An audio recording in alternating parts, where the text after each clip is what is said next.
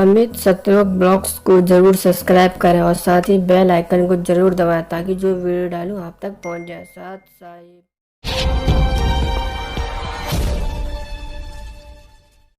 तो करो तो हो बावड़ो, दूर दूर करो तो जाऊं, जो राखो तो ही रहूं, जो देवो सो खाऊं। परम पिता परमात्मा पूर्ण ब्रह्म सारी सृष्टि के कर्ता कबीर परमेश्वर जी की असीम रजा से आप सभी पुण्यात्माएं इस सतलोक आश्रम बरवाला जिला हिसार में उपस्थित हुए।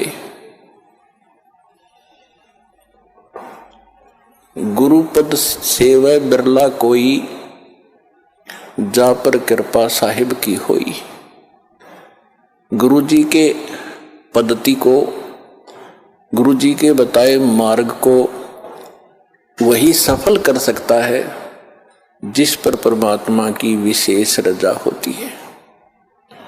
यदि आप जी को ये ज्ञान ना होता तो आप इस समय को कहीं ना कहीं बर्बाद करते, कहीं किसी की निंदा चुगली करके या किसी कहीं पर ताश खेल के या जुआ खेलते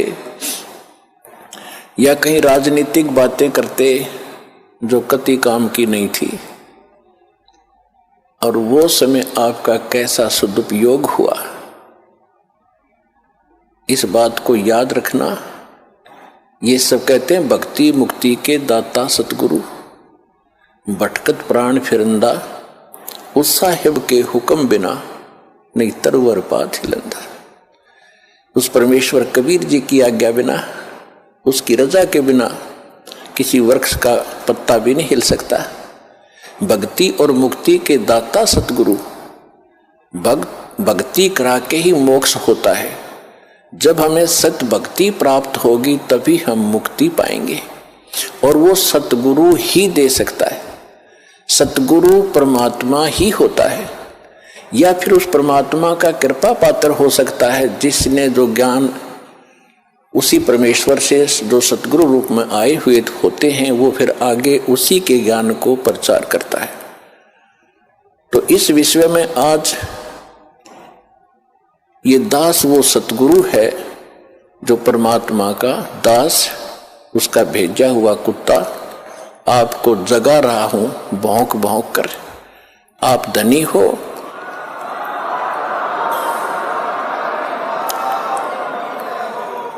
आप धनी हो, पिछले जन्म जन्मांतर के धनों बहुत है आपके पास, पुण्य धन, परमात्मा का भक्ति धन आपके पास बहुत ज्यादा है। और आप गफलत में सो रहे हो, चोर चोरी कर रहे हैं। वो कौन सी चोरी कर रहे हैं? आपको कहीं शराब पिलाकर ये मन और ये काल उस काल का एजेंट है। ये आपको ना जाने कहाँ सांग सिनेमा में ले जा करके वहां आपका समय व्यर्थ कराता है और कहीं इधर झूठी भक्ति करवा के आपकी भक्ति धन का नाश करवाता है। किसी को आशीर्वाद देते हो, किसी को बद्दुआ देते हो, तो ये आपके भक्ति धन की चोरी हो रही थी। अब ये दास आपको भौंक रहा है गली गली में। पहले गांव गांव में गली गली में गए, प्रचार ज्यादा बढ़ गया तो फिर परमात्मा की वही आवाज इस दास के, उसके कुत्ते की CD DVD मेमोरी कार्ड बना के आप तक पहुंचाया।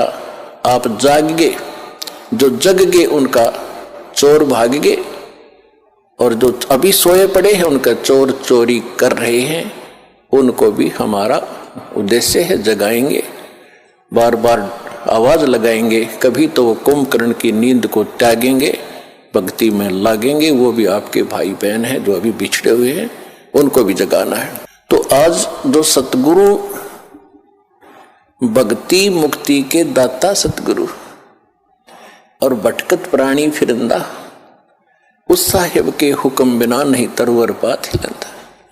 वही परमात्मा स्वयं ही अपने उस सुख स्थान को त्याग कर इस सबसे घटिया स्थान काल के लोक में आता है। सह शरीर आते हैं वो दाता, प्रत्येक युग में एक लीला करते हैं, एक बालक रूप में कमल के फूल पर प्रकट होते हैं।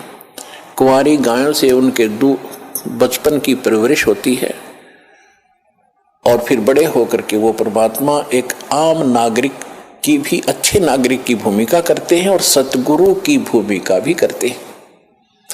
और फिर उसके अतिरिक्त दूसरी स्थिति में वो कभी भी प्रकट हो जाते हैं किसी स्थान पर कोई साधु संत रूप बना के। कलयुग के अंदर विशेषकर वो जिंदा महात्मा के रूप में ही प्रकट हुए हैं और अच्छी आत्माओं को मिलते हैं। ये वेदों से भी आपको प्रमाणित कर दिया कि परमात्मा सतलोक में रहता है और वहां एक सिंहासन पर विराजमान है, तख्त पर। असंग ब्रह्मांड के कंट्रोलर के तख्त यानी सिंहासन पर, राजगद्दी पर मालिक बैठे हैं। वो महाराज हैं, वो भगवान हैं। और यहाँ छोटे मोटे टुकड़ों के जो राजा बने बैठे हैं, ये लोक भी नकली, ये राजा भी नकली। इनका अपना अस्तित्व नहीं, कब मर जाए, कब इनका विनाश हो जाए, कहाँ क्या बीमारी हो जाए। तो एक ही भगवान, वही शक्ति, वही मालिक है, वही सतगुरु है और वही वास्तव में महाराजा है। तो महाराजा की तरह परमात्मा सतलोक में विराजमान है। तो वो परमात्मा यहां जब आते हैं एक अच्छे नागरिक का रोल भी करते हैं, सतगुरु का रोल भी करते हैं, भूमिका करते हैं वो। और दूसरी स्थिति में वो परमात्मा अच्छी आत्माओं को मिलते हैं, वहां से सहशरीर आते हैं जिंदा महात्मा के रूप में, सबको अच्छी आत्माओं को मिलते हैं, उनको अपने से परिचित कराते हैं। फिर वो पुण्यात्माएं भी परमात्मा की महिमा आंखों देखकर आपको सुनाते हैं। लेकिन सबसे बड़ी हमारे अंदर एक कमी रही, जो हम परमात्मा को नहीं पहचान सके, ना उन महापुरुषों की उन वाणी को हम समझ सके जिन्होंने अपने अमृत वाणी में एफिडेविट देकर गए, वो भगवान के विटनेस बने, गवाह बने। हम नहीं समझ सके क्योंकि हम अशिक्षित थे। हमारे पूर्वज जो थे वो श्रद्धालु गणे थे, विश्वासी बहुत थे, क्योंकि जो आत्मा अच्छी होती हैं वो विश्वास प्रत्येक पर कर लेती हैं। और परमात्मा ने आपको शिक्षा इसलिए नहीं दी पहले समय में, यह शिक्षा हमारी सबसे दुश्मन है। यदि हम शिक्षा प्राप्त करके परमात्मा की खोज नहीं करते हैं तो यह शिक्षा व्यर्थ है। इस शिक्षा ने हमें अहंकारी बना दिया और मर्यादाहीन बना दिया, माया का अधीन बना दिया, माया ही जोड़ना एक उद्देश्य मान लिया। कोई भी बच्चा शिक्षा ग्रहण करने के लिए घर से चलता है, उसका उद्देश्य यही होता है, बड़ा अफसर बनूं, घनी कमाई करूं, 2 नंबर की घनी करूं। वो कौन सी ट्रेनिंग है जिसमें तनख्वाह से अतिरिक्त और मिलती है, रिश्वत घनी। IAS बनूं, IPS बनूं, मंत्री बनूं, MLA बनूं, मुख्यमंत्री बनूं, घने माया जोड़ूं। तो क्या मनुष्य जीवन का यही काम था? ये कार्य तो एक गोबर का भूंड करता है, गोबर का भूंड। अगर हमने यही काम के लिए मनुष्य जीवन पाया है तो गोबर का भूंड कैसा होता है? खेतों में पशु गोबर करते हैं और उसको भूंड होते हैं, छोटे छोटे जीव होते हैं, और वो क्या करते हैं, उस गोबर को निकालते हैं, उसमें से उसके गोली बनाते हैं, गोले छोटे छोटे, और उसको ढका के उसको रोल करके अपने बिल में भर लेते हैं। उस बिल को गहरा बनाते रहते हैं मिट्टी से खोद खोद के, और उसको गोबर को ठोक लेते हैं, गरोले बना बना के। वो गोबर खाते हैं, तो वो व्यक्ति, वो प्राणी वही होते हैं जो मनुष्य जीवन में माया जोड़ जोड़ जोड़ जोड़ कर बैंक भर ले, कोठी बना दे, बंगले बना ले। फिर वो क्या करते हैं, वो हमने देखा कई बार। हम क्योंकि दास का जन्म किसान परिवार में हुआ, खेतों में जाना पड़ता था, पाली भी गए कई बार पशुओं को साथ के साथ। तो वो दोनों पति पत्नी भूंड गोबर को इकट्ठा करते हैं, अच्छा मोटा गोला बनाकर उसका, और फिर उसको दोनों धका कर ले जाते हैं, एक आगे से एक पीछे से, और मंडे रहे इतने पूरा ना खत्म कर लें, कहीं और ना ले जा और कम पड़ जा। और कभी कभी भैंस या गाय के पैर के नीचे आके वो दोनों ही मर जाते थे, वो गोबर दरा दरा रह जाता, इकट्ठा करा करा बिल में।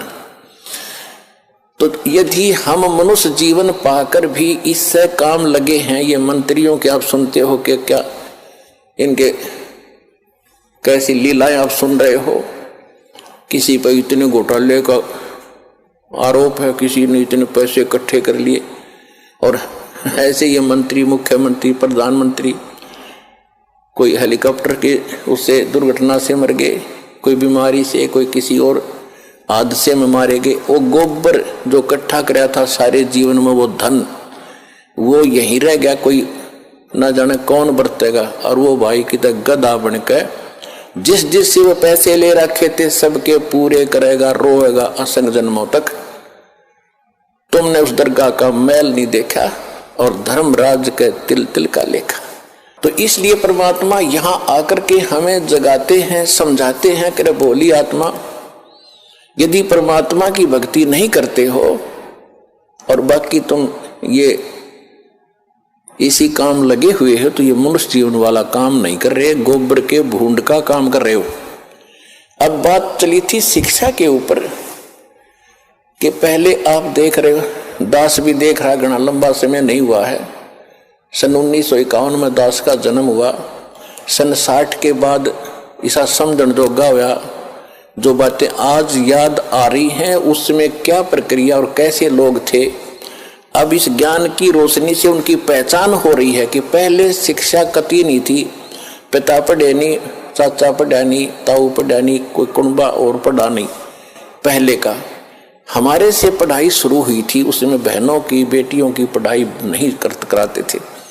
तो उसमें कितनी शांति थी, कितना एक आचरण अच्छा था, कितना प्यार था, और कैसा एक दूसरे की शर्म लिहाज होती थी। बड़ा व्यक्ति चाहे किसी भी दूसरे गांव के दूसरे कोने का भी क्यों ना होता, अगर बच्चे थोड़ी बहुत शरारत कर रहे होते तो उसको देखते ही बंद हो जाते, भाई ताऊ आ गया। अरीब अब ताऊ चाहे कितना घूमो, गुटी लाकर गलियां बैठे रहे, और कितना व्यवहार बिगड़ गया। माया माया चाहिए, ना भाई बहन का प्यार, ना कितने रिश्तेदारी में लगाव रहा। विवाह पीछे होता है और मुकदमा कोर्ट में पहले जा लेता है। हद होगी भाई, इसी जीवन में अपने लफड़े में जीवन बर्बाद कर जाओगे। इसलिए परमात्मा आपको याद दिला रहे हैं कि मानुष जन्म पाय कर जय नहीं रटे हरि नाम, जैसे कुआ जल बिना फिर बनवाया क्या काम।